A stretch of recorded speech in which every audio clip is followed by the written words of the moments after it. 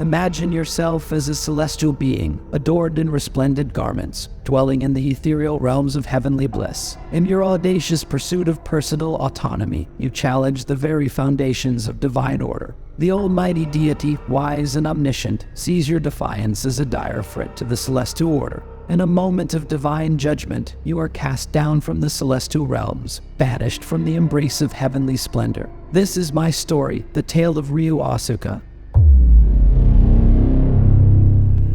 I arrived on a prehistoric Earth, where I met the demon race and came to admire them for their simple nature, their primal and bestial behavior. Later, God launched an attack on the demons, causing me and all of the demons to lose our physical bodies as the Earth was scorched and then reformed. However, we continued to exist as non-corporal spirits. As humanity progressed, demons learned how to regain physical form by merging with human hosts. At some point, I acquired a similar ability, allowing me to reincarnate into a human body. I was reborn as a human infant in an Amazonian island tribe that worshipped me upon displaying unique powers. Even after growing into a young child, I didn't regain my memory, as they were sealed behind a mental barrier in my mind, keeping my true memories in my subconscious mind. One day, military soldiers came to the island and began massacring members of my tribe. When the soldiers attempted to kill me, my instincts allowed me to tap into more destructive ability, allowing me to kill the soldiers with ease. However, the force from my counterattack caused me to drift into the ocean and later washed ashore in Japan, where I met a young boy named Akira Fudo. As I was on the ground, Akira reached out to me and I grabbed his hand. He comforted me, saying I was okay, and I lost memory of my life on the island, including any knowledge of my human parents. Presumably thanks to Akira, I was taken into an orphanage or potentially Akira's parents. I gained the first name Ryo and later gained the last name Asuka. As Ryo, I was somewhat socially withdrawn and displayed violent behavior towards stuffed animals while at preschool. One day, Akira and I found an injured and abandoned kitten in a box slowly die. Akira wanted to make it comfortable in its final moments, but I wanted to try a mercy killing with a utility knife. Akira shielded the kitten, trying to prevent me from killing it. Later, the kitten succumbed to its wounds and died, much to Akira's sadness. As Akira started crying for the loss of the animal, I questioned why he was sad, stating the weak should die. However, Akira said I was crying too, even though I visibly wasn't. It's later proven that Akira has the uncanny ability to feel the sadness of another person and their emotional turmoil, implying that I was actually saddened following the kitten's death. Later on, Satan was taken in by the demoness Psycho Jenny in her human disguise. Akira was saddened that he wouldn't get to see me again, but we kept in touch and ended up becoming best friends. However, at the same time, I was unconsciously planning to revive the entire demon race. With my growing friendship with Akira, I implemented a new part to my plan, one that would allow him to survive in a world ruled only by demons. I excelled academically from childhood to early adulthood, allowing me to become a university professor when I was presumably 60. I was skilled in science as well as being able to interpret my tribal people's native language, and I was even given my own science show. In Devilman Crybaby, I arrived at the docks and saved Akira from some delinquents. Carrying around a machine gun was nothing unusual for me, and I fired a few warning shots before we left together in my white car. I explained to Akira that demons were returning to the world and took him to an underground party where I attacked partygoers to help speed up the summoning of demons.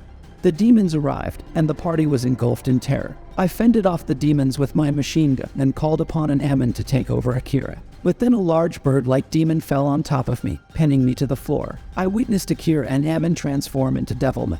After being rescued by Akira, I visited him at his penthouse to explain the fusion to him. We then traveled together to find more demons to test Akira's fighting ability. We located 3 demons responsible for murder, and Devilman effortlessly dispatched them. But I noticed someone was recording Akira as Devilman and panicked. Later, we discussed the potential repercussions of Nagasaki's recording getting on the internet. I hugged Akira close and assured him that I would make sure no one saw the video. We then tracked down Nagasaki's home and found the video of Akira transforming as well as evidence of Nagasaki's illicit occupation. After killing the 2 demons Gelmer and Aquil, I found Nagasaki holding a gun and questioned him about the video. When he confirmed that there were no other copies, I executed him without remorse to protect Akira's secret.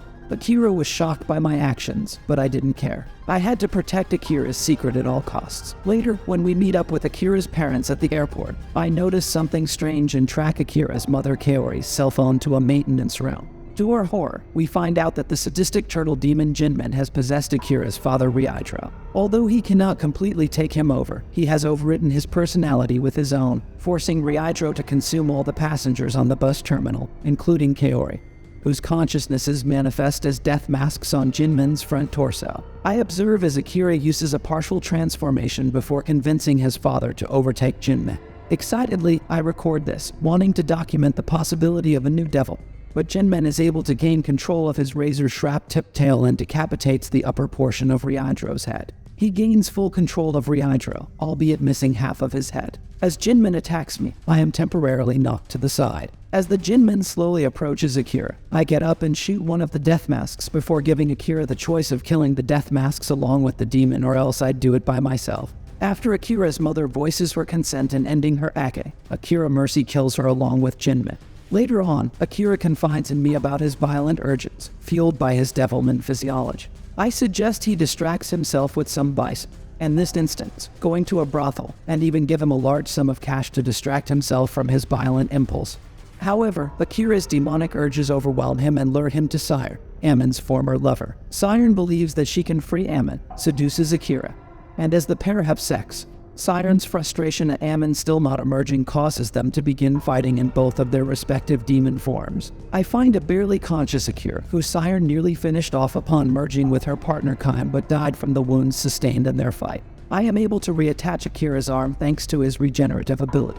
He and I then debate whether or not demons can feel things such as love. Following the fight with Sire, I plan to expose Moyoru Kota as a demon publicly at an upcoming track and field competition that I will broadcast as part of my science show upon noticing his physical capabilities are well above human standards, and the mysterious death of Kota's friend and teammate Junichi Kataba following a Sabbath party they went to. Unbeknownst to me, Kota is actually a devilman and had accidentally lost control, causing his demon to influence him to kill Junichi. In order to succeed, I develop a chemical concoction that will cause devilmen and demons alike to uncontrollably transform and lash out violent and destructive behavior when exposed to a video of the Sabbath. I plan to have Akira dose Kota by swapping out his drink, but Akira changes his mind upon realizing Kota's emotional turmoil from accidentally killing Junichi, and that he's actually a devilman.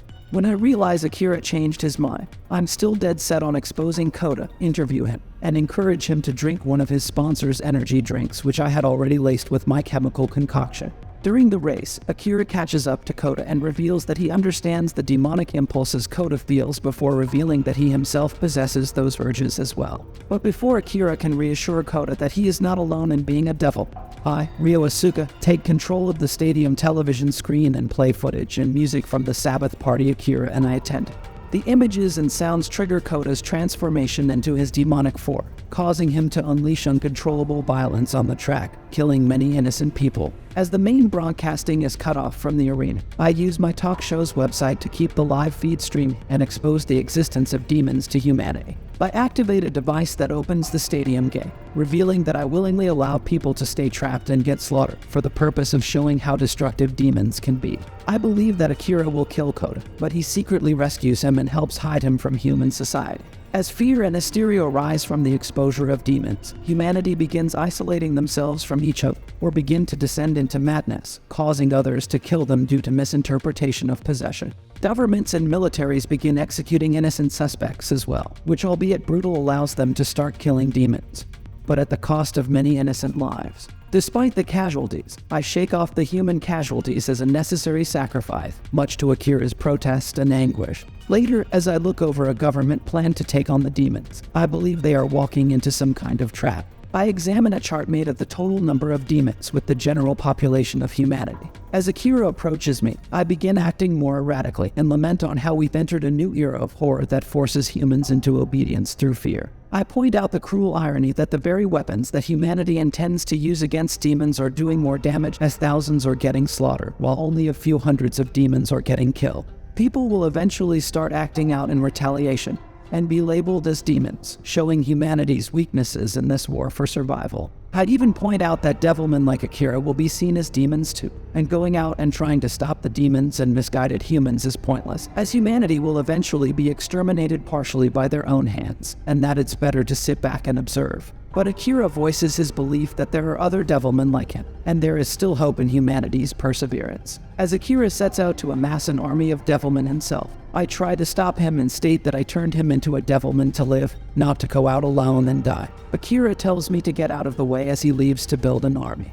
I only request that Akira survives. After Akira leaves, I almost instinctively open my Bible to Revelations, speaking of both Satan's past war against God, his defeat, loss of physical form, and the prophecy that Satan, the god of demons, would rise again and unleash destruction upon the world before God would defeat him once more. Later, I see and panic hysterically at the live broadcast of God's attack on the demon race in the form of a massive energy sphere of pure white light. As I began regaining my composure, I noticed that everything was going exactly as I had predicted.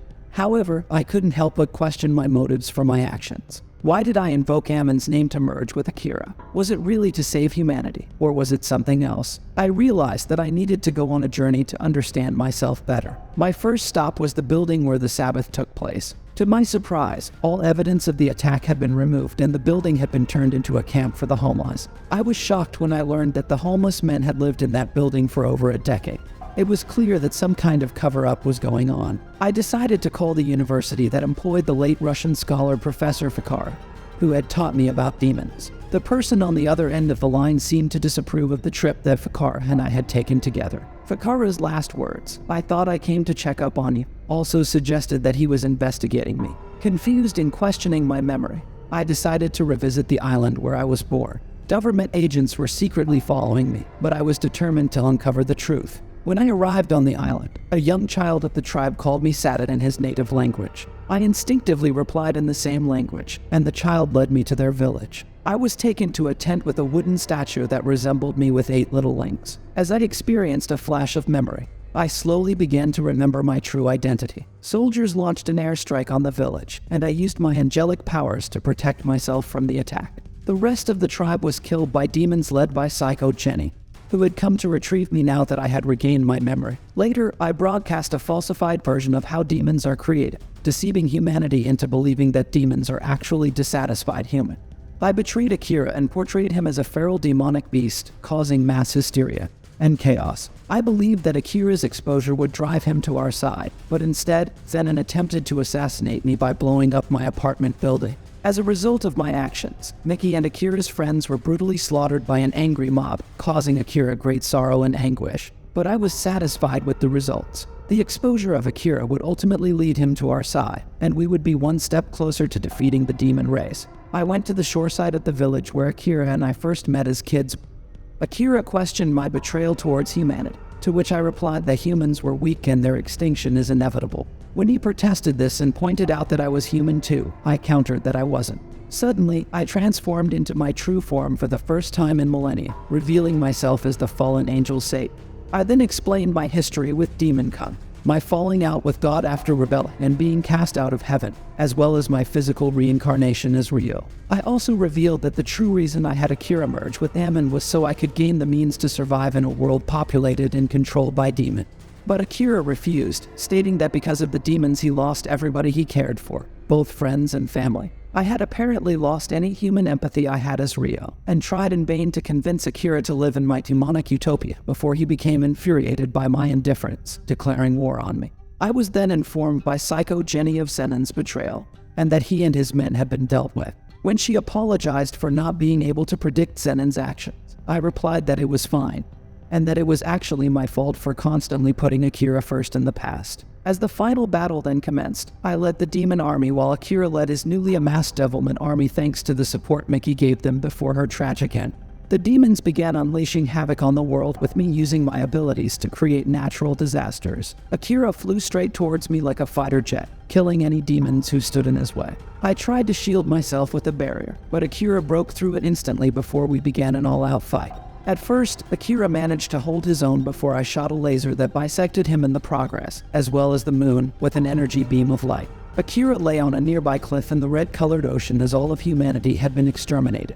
As I lay next to him, I reminisced about our past together. I came to the conclusion that I didn't know what Akira meant all those years ago, but now decided that love doesn't exist.